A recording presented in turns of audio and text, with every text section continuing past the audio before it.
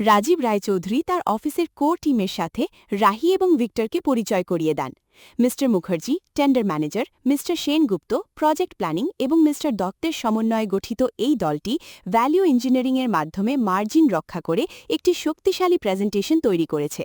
রাজীব রায়চৌধুরীর একটি আন্তর্জাতিক মানের স্টেডিয়াম তৈরির স্বপ্ন এবং সেই সংক্রান্ত টেন্ডার জেতার কৌশলগত আলোচনা সংক্ষিপ্ত করা হয়েছে।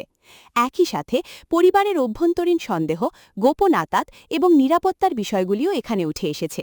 একটি আন্তর্জাতিক মানের স্টেডিয়াম নির্মাণের টেন্ডার পাওয়ার ক্ষেত্রে গুণমানের সাথে আপোষ না করার বিষয়ে দৃঢ় সংকল্প প্রকাশ করা হয়েছে।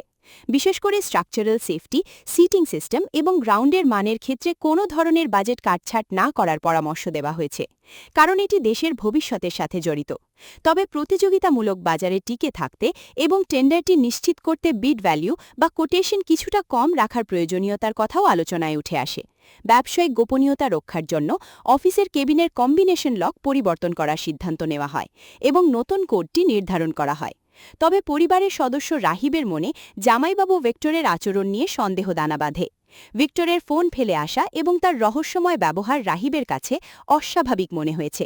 ভিক্টর এবং টিটলির মধ্যে একটি গোপন সমঝোতা বা ডিল হয়। ভিক্টর জানতে পারে যে টিটলি ছদ্মবেশী ফরচুন টেলার ছিল, কিন্তু সে এটি ফাঁস না করে টিটলিকে তার পরিকল্পনায় সাহায্য করার প্রস্তাব দেয় এবং বিনিময়ে টিটলিকে বিদেশ যেতে সাহায্য করার প্রতিশ্রুতি দেয়।